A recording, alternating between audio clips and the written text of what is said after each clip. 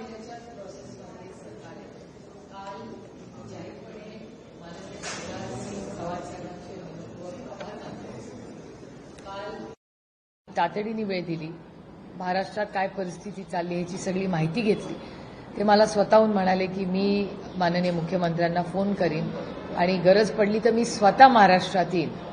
त्याच्यामुळे मी त्यांना म्हणलंय की तुम्ही देवेंद्रजींशी जरूर बोलून घ्या, पण महाराष्ट्रात प्रचंड नुकसान झालेलं आहे आणि केंद्र सरकारने मदत केलीच पाहिजे अशी आमची आग्रहाची भूमिका आणि काळाची गरज आहे. त्याचबरोबर महाराष्ट्र सरकारने आता अटी शर्तींमध्ये अडकू नये अशी माझी विनम्र विनंती आहे सरकारला. कारण का दोन भागात काम करावं लागणार आहे. एक तर सरसकट कर्जमाफी ही झालीच पाहिजे आणि पुन्हा शून्यातून त्यांना त्यांचं विश्व उभं करायचं आहे.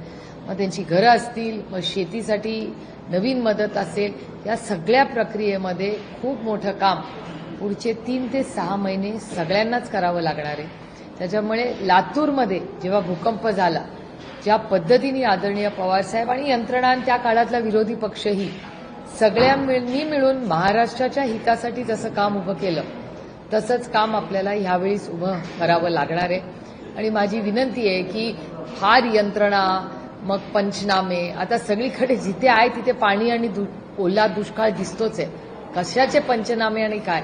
जर सरकारने मनावर घेतलं तर सरसकट कर्जमाफी आणि ओला दुष्काळ तातडीने जाहीर करा.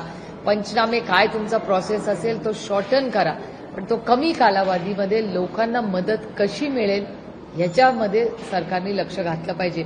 आणि मला असं वाटतं की आता फील्डवर सगळ्या म्हणजे सरकारची पूर्ण यंत्रणा, कारण माझा अनुभव आहे सरकारने जर मनावर घेतलं तर सरकार काहीही करू शकतं. तेवढा विश्वास माझा या यंत्रणेवर आहे.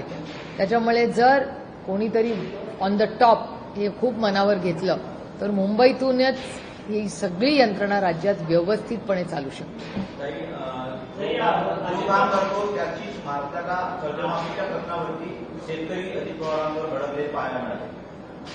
बघा, आपण सगळ्यांनी समजून घेतलं पाहिजे की त्यांचं आयुष्य उद्ध्वस्त झालेलं आहे.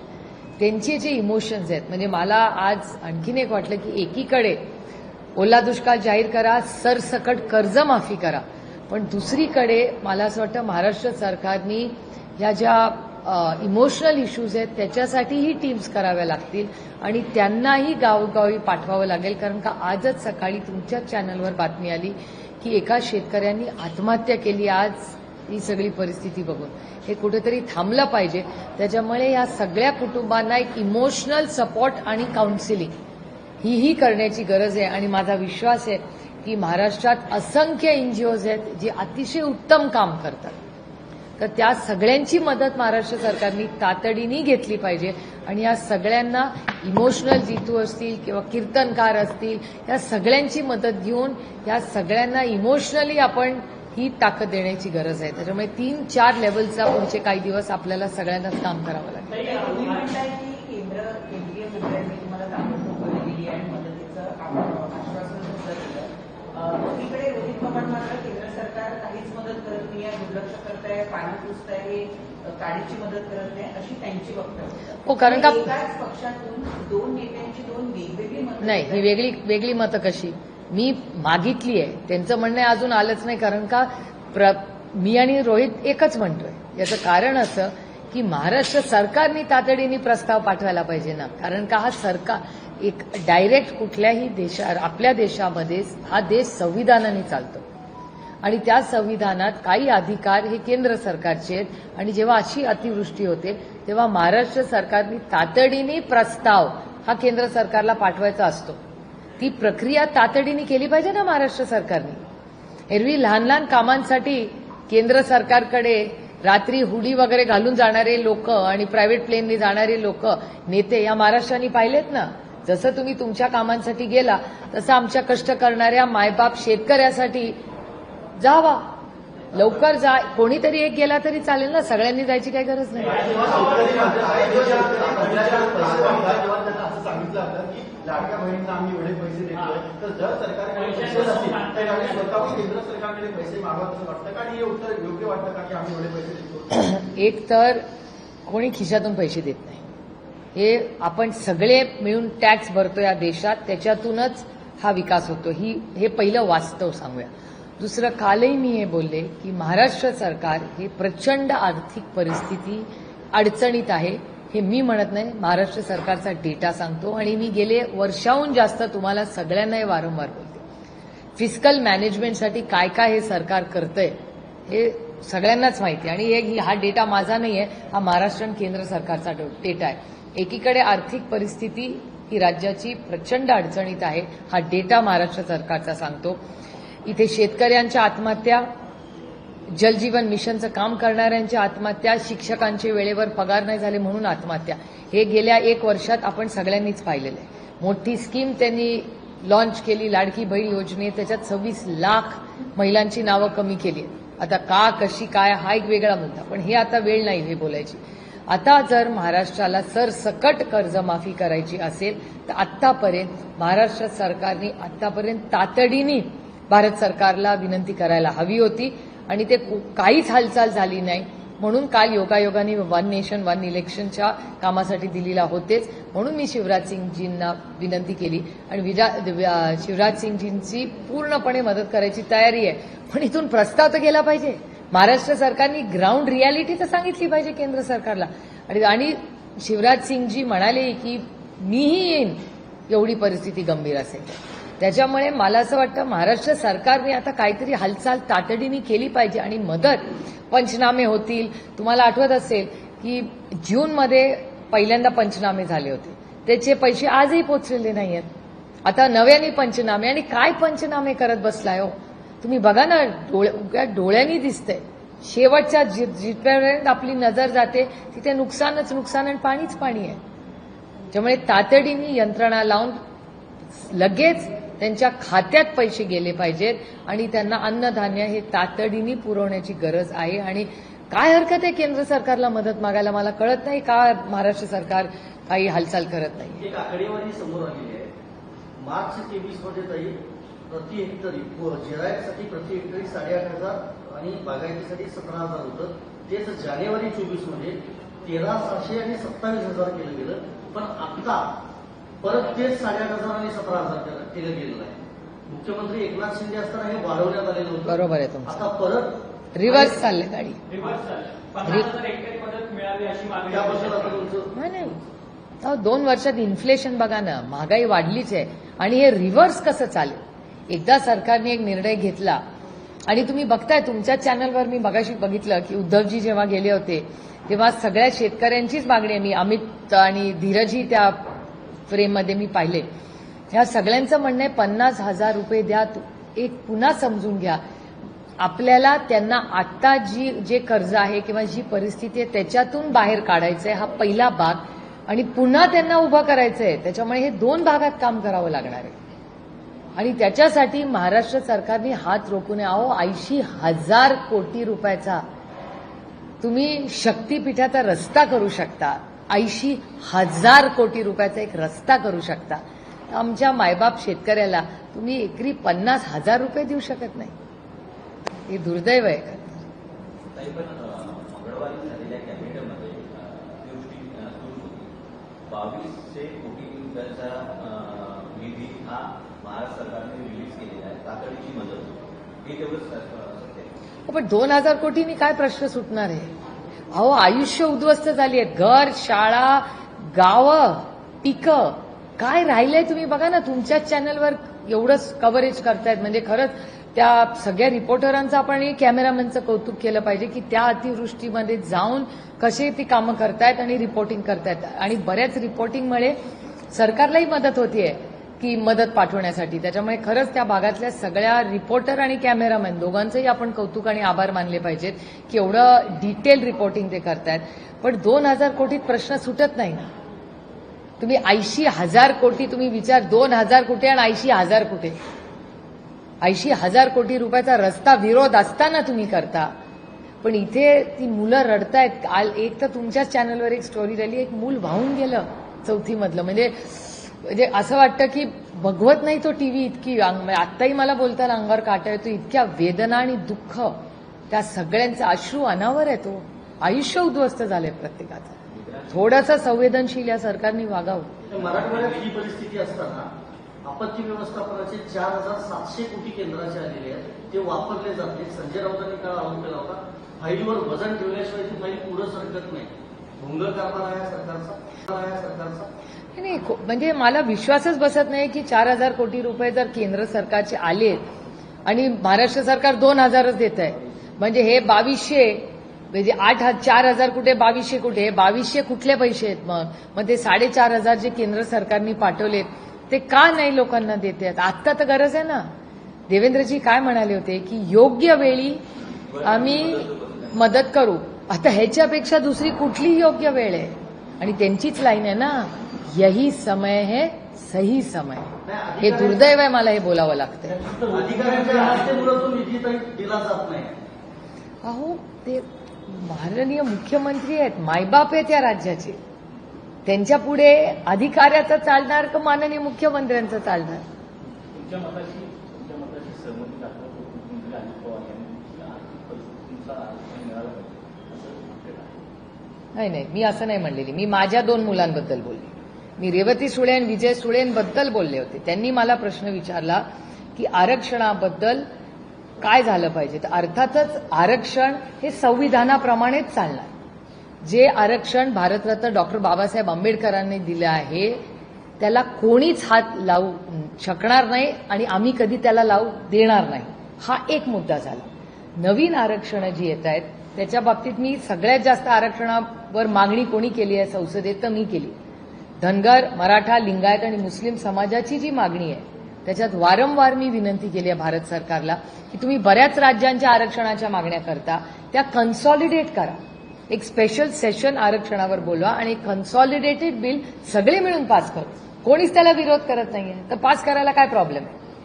तर एक कन्सॉलिडेटेड बिल आला म्हणजे सगळ्यांनाच न्याय मिळेल. पण त्या बाबतीत मी लिमिटेड माझ्या 2 मुलांना, आता माझं उदाहरण घ्या.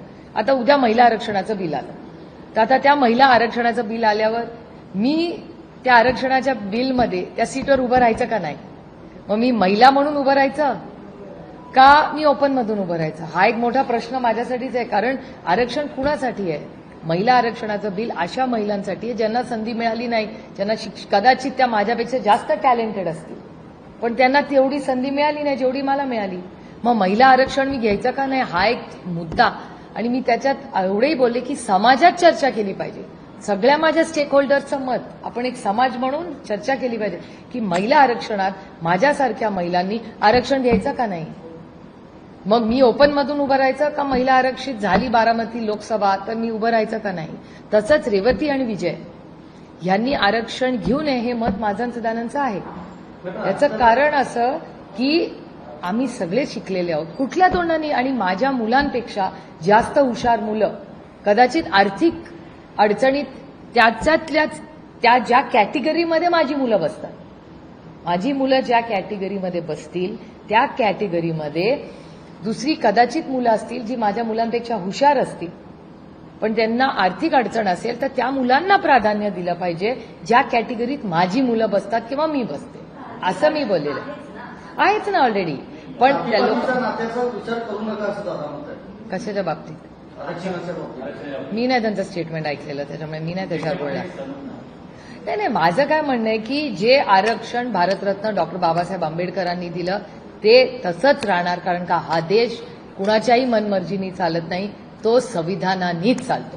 हा एक मुद्दा. त्याच्यानंतर काही लोकांची अनेक वेगळी मतं आहेत.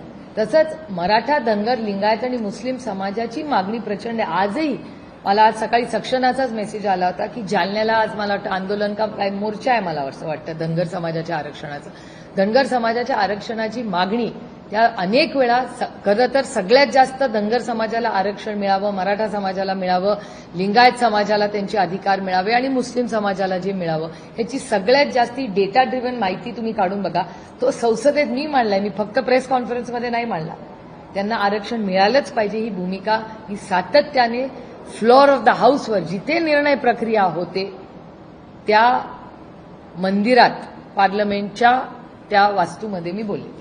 नितीन गडकरींना केंद्रीय राजकारणात आणि राज्याच्या राजकारणात टार्गेट केलं जातं. ज्या पद्धतीने नितीन गडकरींवरती आता अंजली दमनिया यांच्याकडनं आरोप केले जातात नितीन गडकरींच्या मुलाच्या कंपनीमध्ये जे पैसे वळवण्यात आले ते टोलचे पैसे आयडीएल कंपनी मार्फत ते पैसे त्यांच्या कंपनीमध्ये एकतर मी तो आरोप पाहिलेला नाही. अंजली त्यांनी काय आरोप केला तो ट्विट मी पाहिलेला नाही. पण एक गोष्ट मी जरूर सांगेन की भारताच्या मंत्रिमंडळात अनेक मंत्री असे जे कधी पक्ष पाहत नाहीत.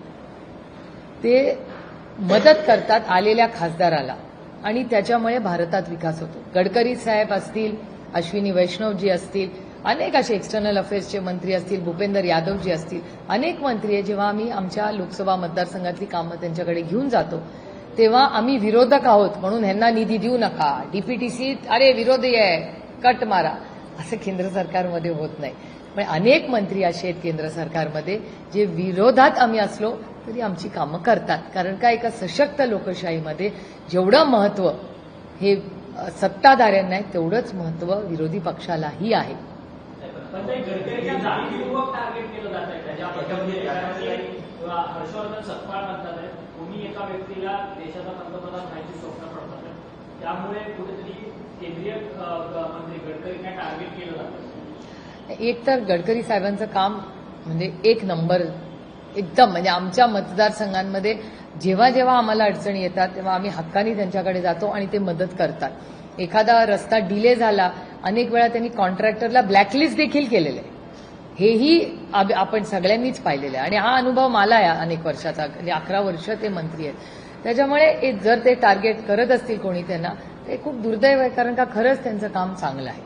आणि मी अंजलीताईंचा ट्विट पाहिलेला नाही त्याच्यामुळे त्यांच्या ट्विटवर बोलण्यात मी वाचलेलाच नाही त्याच्यामुळे मी बोलणार कशी. तुमच्याच पक्षाचे आमदार आहेत रोहित पवार यांनी स्वतः ट्विट केलेले की अंजलीताई तुम्ही इतरांना टार्गेट करण्यापेक्षा ज्या काही या सरकारच्या विरोधातल्या गोष्टी आहेत मुख्यमंत्र्यांच्या विरोधातल्या गोष्टी आहेत त्यांना देखील फोकस करून त्याच्यावरती मुद्दे उचला असं सांगण्यात आलेलं होतं ट्विटच्या माध्यमातून.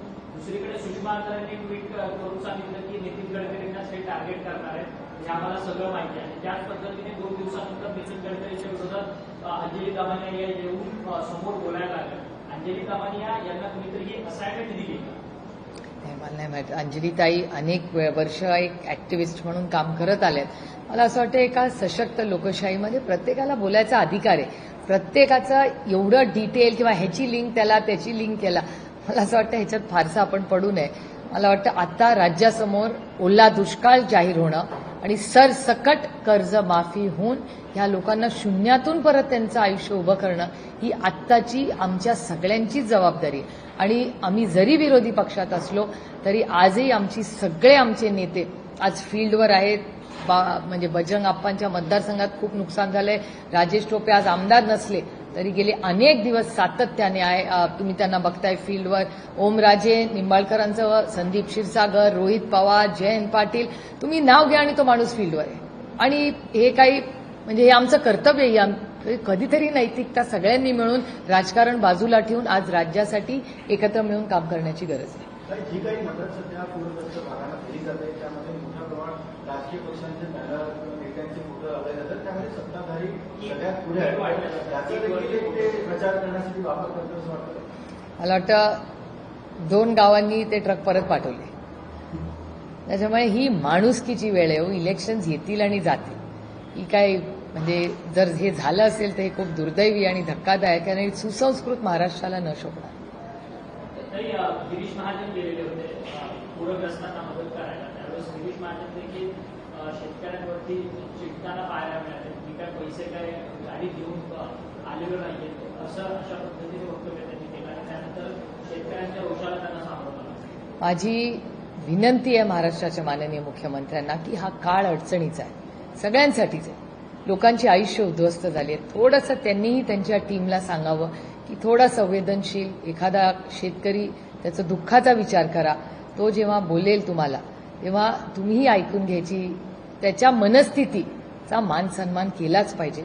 आणि म्हणून मी मगाशी म्हणले की जसं मदत जाते ओला दुष्काळ, सरसकट कर्जमाफी, शून्यातून पुन्हा त्यांचं आयुष्य उभं केलं तसं त्यांना एक इमोशनल स्ट्रेंथ ताकद देण्यासाठी आपण एक वेगळी यंत्रणा केली आहे. मला आठवतं की लातूरला जेव्हा भूकंप झाला होता तेव्हा पवारसाहेब स्वतः 2 आठवडे तिथे राहिले होते. तेव्हा काही मोबाईल वगैरे काही नव्हतं. त्या काळातही इथून अनेक डॉक्टर्स गेले होते आणि इमोशनली त्यांचं आयुष्य उद्ध्वस्त झालं होतं. त्या इमोशनलसाठीही इथून मोठ्या टीम्स गेल्या होत्या, एनजीओज गेले होते, जे 3-3, 4-4 महिने लातूरला राहून त्या लोकांना इमोशनली त्यांना ताकद देत होते. त्याच्यामुळे खूप लेव्हल्सला आपल्याला इथून पुढे काम करावं लागणार आहे, कारण का एकदा पाणी ओसरलं की आणखीन वेगळे प्रश्न उभे राहणार. पाणी एकदा सगळं कमी झाल्यावर आरोग्याचेही प्रश्न उद्भवतील. त्यामुळे खूप पुढचे 2 ते 3 महिने काम हे आपल्याला सगळ्यांनाच आणि त्यातून सरकारला हे करावं लागणार. मराठी झालं सगळं?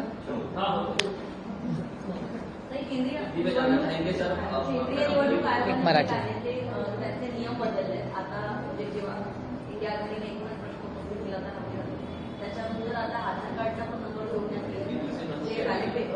जे पोस्टल वोटिंग होईल, म्हणजे मशीनवरती वोटिंग होईल, त्याच्यानंतर जो पेपर येतो ते पण काउंटिंग केलं जाईल. कसं होतं याकडे? माझं म्हणणं आहे जे कराल ते पारदर्शकपणे करा. आणि तंत्रज्ञान आहे ना आता, म्हणजे आता डबल नाव झालं तर ते ऑटोमॅटिकली डिलीट करणं काय अवघड नाही ना. एकाच माणसाचा एकच फोटो, एकच आधार कार्ड, एकच नाव जर असेल किंवा तेच आधार कार्ड असेल, तोच मोबाईल नंबर असेल किंवा जो काही डिटेल असेल तर ते डिलीट करणं काय फार अवघड नाही हो. आता एवढं तंत्रज्ञान आहे. काल तर मी दिल्लीला होते, चर्चा एक प्रस्ताव होता त्या वन नेशन वन इलेक्शनमध्ये की आता सेन्सेस जर करावं लागलं तर तंत्रज्ञान इतकं पुढे आलंय की सेन्सेस आधी करायला खूप वेळ लागायचा. त्यांचं म्हणणं आहे की जर तंत्रज्ञानाचा नीट वापर झाला तर 3 ते 4 महिन्यातच देशाचा सेन्सस होईल, असा एक विचार काल आमच्या एका विटनेसनी मांडला. त्याच्यामुळे तुम्ही विचार करा, जर सेन्सस करायचं ठरलं, आरक्षण, महिला आरक्षणाचं इम्प्लिमेंटेशन करायचं चाललं, त्यातून डिलिमिटेशन म्हणजे 2029ला जेव्हा लोकसभेचं इलेक्शन होईल त्याच्या आदल्या वर्षीच डिलिमिटेशन, महिला आरक्षणाचं बिलचं इम्प्लिमेंटेशन आणि सेन्सस हे पुढच्या 2 वर्षात भारत सरकारला करणं फार काही अवघड नाही जर या तिन्ही गोष्टी करायच्या असतील तर. पण ते 26ला काम सुरू करावं लागेल, 2026. गोष्ट खरी आहे, पैशाचं सोंग आणता येत नाही, ही गोष्ट अतिशय खरी आहे. आणि म्हणून तर गेले, तुम्हीच मला किती वर्ष बघताय, 1 वर्षाची माझ्या सगळ्या प्रेस कॉन्फरन्सेस आठवा, मी सातत्याने ही गोष्ट म्हणत आली की महाराष्ट्राची आर्थिक परिस्थिती ही प्रचंड गंभीर आहे. FRBM ऍक्ट, मी पण बोलून बोलून मला लोकांना असं वाटत असेल हिची प्रेस म्हणजे FRBM ऍक्ट आलाच. कारण काय खरं ना, फिजिकल मॅनेजमेंट नंबर्स ही जगलरी आहे. फिजिकल मॅनेजमेंट होतच नाहीये या राज्यात, हे दुर्दैव आहे. आणि महाराष्ट्र सरकारकडे नाहीये पैसे म्हणून तर सगळ्या जमिनी विकताय ना. तुम्ही तुमच्या घरातली चांदीची वस्तू किंवा तुमच्या महत्वाच्या गोष्टी, एक बघा आपली एक सेव्हिंग इकॉनॉमी आहे. जेव्हा थोडेसे जास्त पैसे आले ना की साधारण मराठी किंवा भारतीय घरांमध्ये अशा गोष्टींमध्ये इन्व्हेस्ट करतात की कधी गरज पडली तर ती वस्तू विकली तर आपल्याला 2 पैसे मिळतील. आज मी तुमच्याचकडून ऐकतेय किंवा वर्तमानपत्रात बातम्या येत आहेत की महाराष्ट्र सरकार त्यांच्या मोक्याच्या जमिनी विकते, अशा गोष्टी वर्तमानपत्रात येतात. का तुम्हाला जमीन विकावी लागते? का सगळ्या गोष्टी BOTवर कराव्या लागतात? कारण का there is no physical management. Maharashtra सरकार जास्ती कमिट करते का नाही या PhDच्या मुलांचे स्कॉलरशिपचे पैसे वेळेवर पोहोचत नाहीत? त्यांच्या तुम्ही ठरवलेला कॅबिनेटचा निर्णय आहे ना, असेंब्लीमध्ये पास झालेला निर्णय, GR आहे, मग पैसे का नाही जात आहेत मुलांना? अंगणवाडी सेविकेंचे किंवा या लाडकी बहीण योजनेचे 3-3 महिन्याचे पैसे वेळेवर येत नाहीत. काय? कारण का आर्थिक परिस्थितीच वाईट आहे. आणि हे मी इलेक्शनच्या आधीपासून म्हणते, ज्यांची सत्ता आल्यावरच मी टीका करते असे नाही, यांची सत्ता आधी होती जेव्हा शिंदेसाहेब मुख्यमंत्री होते, मी तेव्हापासून हा इश्यू आहे सांगते की महाराष्ट्राची आर्थिक परिस्थिती प्रचंड अडचणीत आहे आणि ह्यांना फक्त बिग तिकीट मोठे प्रोजेक्ट करायचे असतात. काय गरज आहे घाईघाईनी आता तो 80,000 कोटी रुपयाचा रस्ता करायची? डिले करा ना 6 महिने, वर्ष. काय अडलंय त्या रस्त्यापासून? आहे ना रस्ता तिथे, असं नाहीये की तिथे जायलाच रस्ता नाहीये. पहिली हे शेतकरी जे आज अडचणीत आहेत त्यांना न्याय द्यायची गरज आहे. ते सगळे पैसे वळवा इकडे, सरसकट कर्जमाफी, ओला दुष्काळ आणि आयुष्य शून्यातून त्यांना उभं करायला लागेल. अहो तुम्ही विचार करा, शेती आहे. मग तुमच्या चॅनलवरच एक माणूस म्हणत होता माझ्या मुलीचं लग्न ठरलंय, मी कसं करणार, मुलाची फी कशी भरणार? लहान लहान मुलं त्यांची पुस्तकं सुकवत होती बांधावर, त्यांना नवीन पुस्तकं द्यावी लागतील. खूप मोठं काम आहे.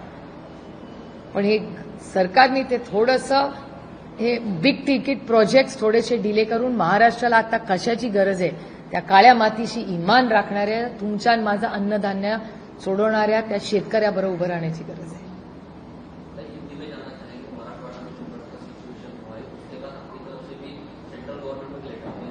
लेटर नहीं, मैं शिवराज सिंह जी को कल मिलने भी गई। ये मेरी विनती है कि शिवराज सिंह चौहान जी की मैं तहे दिल से आभारी हूं कि उन्होंने मुझे वक्त दिया, और जब मैंने उनसे चर्चा की तो मेरी विनती महाराष्ट्र सरकार से है, क्योंकि केंद्र सरकार मदद करेगी जब महाराष्ट्र सरकार मांगेगी। तो ये मांगने का प्रस्ताव कब भेजेगी महाराष्ट्र सरकार? वो भेजना आज तक, अब तक तो बात होनी चाहिए थी उनकी केंद्र सरकार से, क्योंकि वो भी एक प्रोसेस है। वो होम मिनिस्ट्री की कमेटी होती है, वो कमेटी में प्रस्ताव जाएगा, फिर पैसा केंद्र सरकार से आएगा। और कल ही संजय राउत साहब ने कहा है कि 4-4.5 हजार करोड़ रुपया जो पहले भारत सरकार ने भेजा था वो ही अभी तक लोगों में नहीं बांटा गया। तो क्यों नहीं बांटा गया, इसकी भी इंक्वायरी होनी चाहिए। गवर्नमेंट की तरफ से 2200 करोड़ अलॉट किए गए, लेकिन क्या लोगों तक पहुंचेंगे? अरे 2200 से क्या होने वाला है? आप देखिए, आपके भी सारे चैनल्स के लोग वहीं पे फील्ड पे है ना। 22 करोड़ से क्या होने वाला है? और दो चीजें आप समझ लीजिए, 2-3 लोग लेवल्स में काम करना पड़ेगा। एक तो अभी जो उनका नुकसान है उसका पैसा, वो पूरा ऋण माफ करना पड़ेगा। उसके बाद नए से उनको ऋण देना पड़ेगा या बैंक से लोन देने, और खुद के पैर पे कैसे खड़े रहेंगे। वहां के स्कूल्स, वहां की आंगनवाड़ी, वहां का पूरा शहर, पूरे गांव, उनके घर बनाने पड़ेंगे। ये बहुत बड़ा काम 3-4 महीनों में करना है सबको। मिनिस्टर की तरफ से किट बांटे गए थे, तो बहुत से गाँव के जो लोगों ने किट रिटर्न दिए थे, पूरे लोग सिचुएशन पर गए, लेकिन पॉलिटिक्स स्टार्ट हो गई। बहुत दुख की बात है कि जब आप हमारे अपने सारे सब लोग अपने ही हैं, तो कभी तो राजनीति से उठ के कुछ तो समाज सेवा कीजिए। तो ये बहुत दुख की बात है कि लोग खुद के फोटो लगा के वहां किट्स बांट रहे। मेरी विनती है सबको कि हम सब, विपक्ष भी है, लेकिन इस मामले में हम सरकार के साथ ताकत में, सरकार के साथ काम करने के लिए तैयार है। इन राजनीति से उठ के कभी ना कभी हम सब ने काम करने की जरूरत है, और वो यही समय है। जैसे ऑपरेशन सिंदूर में हम सब विपक्ष और जो सत्ताधारी है साथ में काम किया था, कि महाराष्ट्र के लिए मेरी विनती है महाराष्ट्र के माननीय मुख्यमंत्री जी से, एक बार आप पहल तो करिए, तो पूरा राज्य आपके साथ खड़ा रह के पूरे अगले 3-4 महीने हम सब मिलके महाराष्ट्र के हर किसान जिसका आज जो दिक्कत में है उसके साथ हम खड़े रहेंगे, और उसकी पूरी जो लाइफ है वो पूरी, वो उसके बच्चों की, उसकी बीवी की, सबके साथ हम खड़े रह के उनको इमोशनल भी सपोर्ट करेंगे और फाइनेंशियली भी। और हम देख रहे हैं कि इस तरीके का शिविर स्टोर बयान दिया, विपक्ष को जाना चाहिए, वो भी दौरा करे, सब चीजें देखने हमें सुझाव दे, लेकिन वो दौरा पर्यटन में न बदल रहा है। नहीं, सही है बात, कोई पर्यटन के लिए नहीं जा रहा है, सारे मदद करने के लिए जा रहे हैं। और मेरे ख्याल से एक बार सब देख के जब आ जाएंगे तब सुझाव तो जरूर हम देंगे। इसीलिए मैं तो कल शिवराज सिंह जी से मिलने क्यों गई थी, क्योंकि मुझे शिवराज सिंह चौहान जी से इतना ही कहना था कि महाराष्ट्र में, और उन्होंने भी पूछा कि कौन से जिलों में है, क्योंकि हमारी बॉर्डर स्टेट है, बहुत साल वो मुख्यमंत्री भी रहे मध्य प्रदेश में, तो काफी स्टेट को, महाराष्ट्र को जानते हैं वो। तो मेरी अपेक्षा है कि महाराष्ट्र सरकार आज ही अभी तक किया नहीं होगा तो केंद्र सरकार को जल्द से जल्द कांटेक्ट करे और उनसे मदद मांगे। 2200 करोड़ जो है वो रिलीज हो गया, लेकिन इस तरह का हम मैसिव डिजास्टर देख रहे हैं, लगता है ये जो अमाउंट है, ये राहत पैकेज बहुत कम है, कुछ है ही नहीं। 2000 करोड़ में क्या होगा? कुछ नहीं होगा, बहुत ज्यादा पैसा लगेगा। आप सोचिए कि 80,000 करोड़ रुपया का रास्ता बनाने के लिए सरकार के पास पैसा है, लेकिन ऋण माफ करने के लिए आज तक क्या शुरुआत की तो 2000 करोड़ से। क्या होने वाला है आप देखिए, इतना बड़ा नुकसान हुआ है, बहुत सारा पैसा लगेगा, 10-20 हजार करोड़ लग जाएंगे जब तक ये पूरा काम खत्म नहीं होता। केंद्र सरकार ने भी अब तक शायद पूछा होगा, पता नहीं, केंद्र सरकार ने इसको रिव्यू करने की जरूरत होगी। बहुत बार हमने देखा है कि गुजरात में अगर कोई डिजास्टर इस तरह से हुआ है, प्रधानमंत्री हो, केंद्रीय नेताओं के दौरे वहां पर होता है।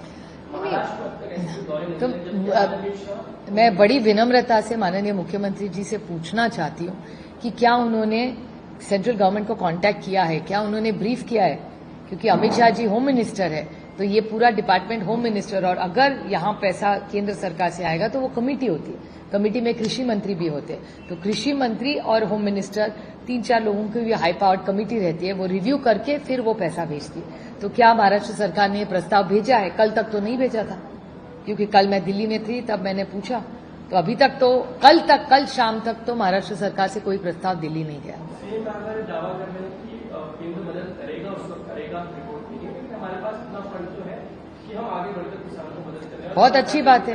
कम नहीं पड़ेगा तो अच्छी बात है, इतना पैसा महाराष्ट्र की सरकार के पास हो तो एक बड़ा पैकेज अनाउंस कर ले, हम उसका स्वागत करेंगे।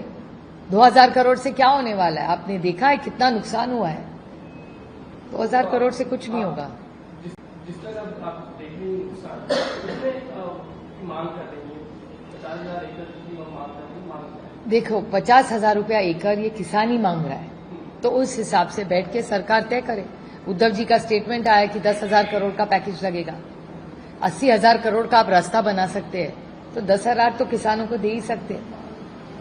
लेकिन उसमें उप मुख्यमंत्री का बयान आ जाता है कि पैसों का आप बनावट की नहीं दिखा सकते, पैसे दे नहीं सकता। तो ये इश्यू सीएम और डीसीएम के बीच में है, तो क्लैरिफिकेशन उनको ही देना पड़ेगा, क्योंकि माननीय मुख्यमंत्री जी कह रहे कि बहुत सारा पैसा है, लेकिन उनके डीसीएम कुछ और कह रहे, ऐसा आप कह रहे।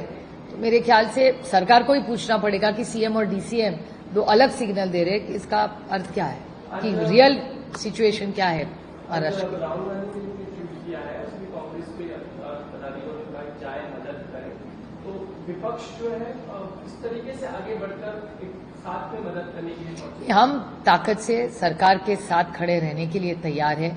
आप भी हमें सुझाव दीजिए कि हम आपको कैसे हेल्प कर सकते हैं, क्योंकि हमारे सारे सांसद, आपने देखा होगा, बप्पा हो, ओम राजे हो, रोहित पवार हो, संदीप क्षीरसागर हो, सारे फील्ड पे है। कोई ना वो, ये इंसानियत का वक्त है।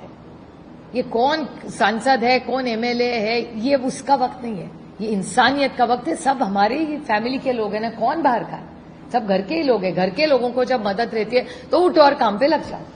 जो भी आप कर सको आपने करना चाहिए, हर एक ने। मैं तो कई चैनलों पे सुबह देखा, कई चैनल के लोगों ने एक एक दिन का उनकी सैलरी दी है। कितनी बड़ी बात है, मंत्रियों ने 1 महीने की दी है, तो इसका स्वागत करते हैं। हर जो भी आज महाराष्ट्र हो या बाहर हो, जो मदद करना चाहता है उसे बड़े, आप ब्लैंकेट दीजिए, बच्चों को किताबें दीजिए, बच्चों की स्कूल की फी दे, कुछ भी दे सकते हैं आप। तो मेरे ख्याल से अगर महाराष्ट्र के माननीय मुख्यमंत्री जी अपील करें और एक स्ट्रक्चर्ड फॉर्म में कलेक्शन पॉइंट्स करे, डिस्ट्रीब्यूशन पॉइंट्स करे, तो यह हो सकता है। निजी क्षेत्र से भी अपील की है राजस्व मंत्री ने की, उद्योग क्षेत्र हो गया। उद्योग क्षेत्र तो करेगा महाराष्ट्र में। मैंने हमेशा देखा है, जब लातूर का देखा था मैंने सबसे पास, वो तब पूरा महाराष्ट्र लातूर के साथ खड़ा हुआ था और दिल खोल के लोगों ने बहुत मदद की थी।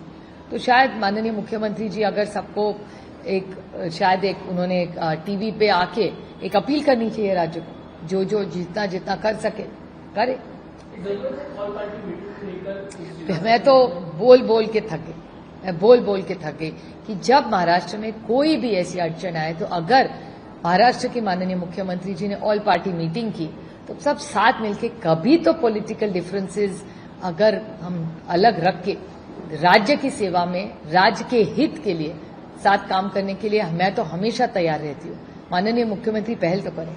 वो वक्त नहीं देता, कहना रहा है हमेशा जो वक्त लेना चाहिए मुख्यमंत्री वक्त नहीं देते मिलेगा अपोजिशन को। आपने कई बार वक्त मांगा है। अभी तो वो काम में फंसे रहेंगे, लेकिन अगर वो ऑल पार्टी मीटिंग बुलाएंगे और कुछ सुझाव देंगे तो हम पूरी ताकत से सरकार को मदद करेंगे, करना चाहते हैं। नेपाल में जैसा प्रोटेस्ट हुआ वैसे प्रोटेस्ट आज इंडिया में नहीं दिखाई देता है। नहीं, कल की 2 घटनाएं हैं। एक तरफ हम इस बाढ़ में बहुत तरीके से, बहुत दुख की बात है महाराष्ट्र में जो हो रहा है। दूसरी तरफ जो नंदुरबार में हुआ, जो अटैक हुआ, गाड़ियां जलाई गई, ये कुछ नया ही मैंने महाराष्ट्र में देखा है। पहली बार देखा है कि नंदुरबार में एक ऑफिशियल ऑफिस के बाहर, कलेक्टर ऑफिस के बाहर गाड़ी जलाई जा सकती है। बहुत दुख की बात है। और दूसरा जो लद्दाख में हुआ, तो ये सारी जो चीजें, ये कहीं अनरेस्ट है जिसके बारे में हम सब कह रहे हैं।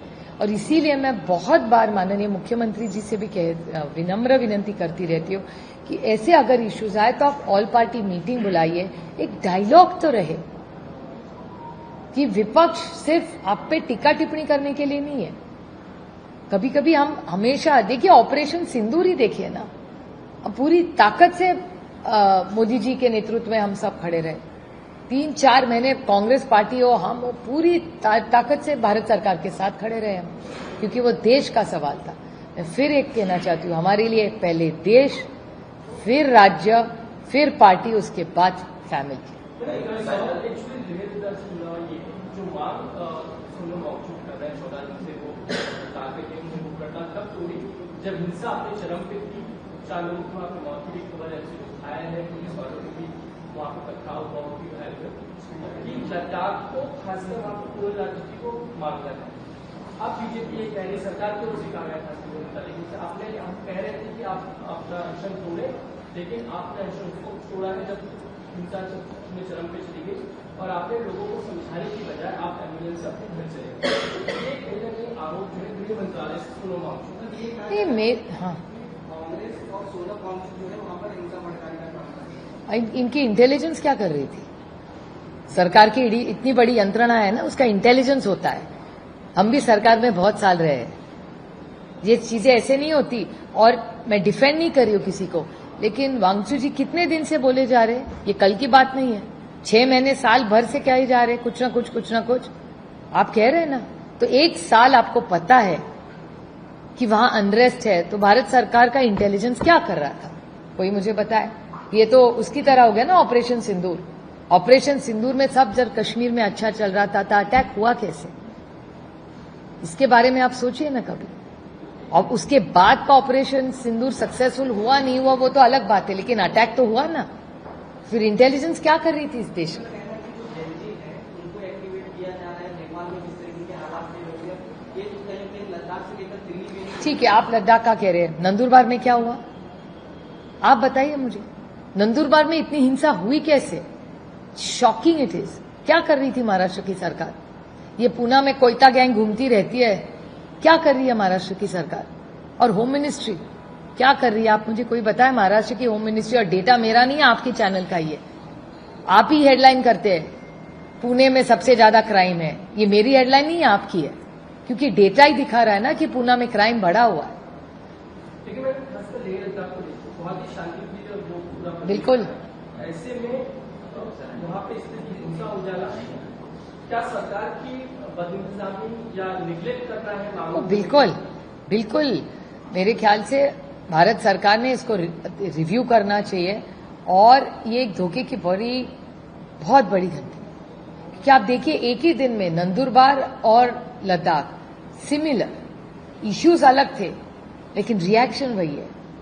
तो मेरे ख्याल से जैसे भारत सरकार में बहुत बार एक ऑल पार्टी मीटिंग बुलाई जाती है, चर्चा होती है, वैसे ऐसे सारे क्राइम्स पे और महाराष्ट्र की जो आज स्थिति है उस पर मेरी विनती है महाराष्ट्र के मुख्यमंत्री जी से कि आप प्लीज ऑल पार्टी मीटिंग, मैं तो 10 बार उनको विनती कर चुकी हूँ कि ऑल पार्टी मीटिंग बुलाइए, थोड़ी चर्चा कीजिए। क्योंकि आज महाराष्ट्र में इतनी एक अस्वस्थ दिख रहा है। आप अगर घूमेंगे तो आपको भी पता चलेगा, आपकी टीम भी आपको रिपोर्ट करती होगी। बेचैनी की बात कर रही वहाँ के लोगों में, लेकिन क्या केंद्र का गृह मंत्रालय, केंद्र की सरकार सारा कुछ टिकरा जो है वो सोनम वांगचुक को अलग हो जाने की? नहीं, मेरे ख्याल से कि उनकी जो मांग है, फिर आपका इंटेलिजेंस क्या कर रहा था? It's an intelligence failure no. इतना बड़ा मंत्रालय है, तो उनको अगर पता था कि यहाँ कुछ अपेक्षा है लोगों से, 1 साल से उनकी लड़ाई वहां चल रही है, तो 1 साल से कुछ तो रिपोर्ट आई होगी ना। इतना बड़ा इंटेलिजेंस फेलियर हुआ कैसे? वहाँ पे एक मांग प्रमुख रूप से स्थानीय लोगों को, युवाओं को रोजगार की मांग रही है, लेह और लद्दाख को जो अलग विधानसभा सीट करने की मांग है, ये सारी मांगों का असर रहा है। नहीं, चर्चा तो हो सकती है ना, अगर कोई सुने तो। कोई नहीं पत्थर फेंकना चाहता, क्योंकि वो भी बच्चे समझते हैं ना कि वहां की इकोनॉमी अगर हर्ट हो गई तो जाएगा क्या।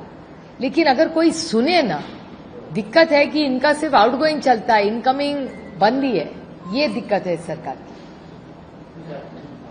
संभाजीगड यांनी पुन्हा एकदा वादग्रस्त विधान केलंय आणि आपल्या देशाची लायकीच काय तर संविधान, आणि पोटात कोरडा पडल्यासारखे लोक संविधान म्हणतात, मात्र आम्हाला स्वातंत्र्य असं नको, आम्हाला हिंदवी स्वराज्य हवंय आणि संविधानाला पुन्हा आणि देशाला त्यांनी जे मिळवण्याचा प्रयत्न केला। मी माझ्या आजच्या सकाळच्या वर्तमानपत्रात ते मी वाचलेलं नाही, आणि माझ्याकडे जे बातम्या येतात त्याच्यात अजून तरी काय आलेलं नाही. तर मी सविस्तर त्यांचं पूर्ण स्टेटमेंट ऐकून तुम्हाला नक्की कॉमेंट देईन. आत्ता मी ऐकलेलं नाही, त्याच्यामुळे एखादी गोष्टी ऐकलं नाही त्याच्यावर कशी मी बोलणार. महाराष्ट्रातील पहिली शिवराज सिंह चौहानांना ते महाराष्ट्राचे जावई करतात, त्यांची काय प्रतिक्रिया? नाही, एकतर शिवराज सिंगजी एक अतिशय संवेदनशील, जरी आम्ही विरोधात असलो तरी एक गोष्ट मी मान्य कबूल करते, कारण का अनेक वर्ष आता मलाच त्यांच्यावर 1.5 वर्ष काम करायची संधी केंद्र सरकारमध्ये मिळालेली आहे, की अनेक वेळा सरकारच्या धोरणांमुळे शेतकऱ्यांना पैसे मिळत नाही किंवा सरकार म्हणतं की आम्ही मदत करतोय पण खरंच होत नाही. राज्यांमध्ये काय परिस्थिती आहे आपण सगळेच पाहतो. पण शिवराज सिंगजी एक संवेदनशील नेते आहेत, आता आहेत, वेळ देतात, हो देतात, आमचं ऐकून घेतात, प्रयत्न करतात. पण कदाचित त्यांचे सगळे जे प्रस्ताव फायनान्स डिपार्टमेंटला जात असतील केंद्र सरकार, कदाचित त्याच्यात ते मान्य होत नसतील, अशीही शक्यता नाकारता येत नाही. त्याच्यामुळे ते संवेदनशील का आहेत, पण ते तेवढा निधी जेवढा अपेक्षित आपल्याला सगळ्यांना आहे किंवा जेवढा खरंच खर्च असतो किंवा सरसकट कर्जमाफी ते केंद्र सरकारला पटवू शकतील का नाही हे काळच ठरतं. पण मला वाटतं आत्ताची नैतिक जबाबदारी ही महाराष्ट्र राज्याने घेतली पाहिजे, कारण का हा राज्यामधूनच प्रस्ताव आधी गेलेला नाहीये दिल्लीला. तो तातडीने पाठवावा अशी माझी हात जोडून विनंती आहे महाराष्ट्राच्या माननीय मुख्यमंत्र्यांना. बीजेपी के मंत्री है महाराष्ट्र में, वो कहते हैं कि महायुति की जो सरकार है वो हिंदूवादी सरकार है और हिंदुओं ने इन्हें वोट दिया है. जो गोल टोपी वाले हैं उन्हें भी वोट नहीं दिया. ये सवाल आप माननीय देवेंद्र जी को पूछे, वो उनके नेता है, तो वो जवाब दे पाएंगे. मैंने ना सुना है ना कौन है, मुझे पता भी नहीं है, मुझे पता नहीं किसने बोला है. तो मेरे ख्याल से इस सवाल का जवाब 6 माले पे पूछे, उनको ज्यादा मालूम होगा. शाहरुख खान को भी नेशनल अवार्ड मिला, उसको लेकर अब इस तरीके की कंट्रोवर्सी भी शुरू हो जाए कि कहीं ना कहीं वो मुस्लिम है, बिहार में आने वाला इलेक्शन है, उसको कनेक्ट करते हुए बीजेपी ने फायदा लेने के लिए शायद नेशनल अवार्ड दिया और ऐसा कांग्रेस की ओर से ये सारे बयान आ रहे हैं. सही है किस तरह से? रानी मुखर्जी जी को भी मिला ना. मेरे ख्याल से मेरी सबसे विनती है कि इस देश के सामने बहुत सारे इश्यूज, टैरिफ है, आप देख रहे हैं बारिश के कारण क्या हुआ है, किसानों की क्या हालत है, देश में बहुत सारे ऐसे मुद्दे हैं जिस पे हम सब ने चर्चा करनी चाहिए.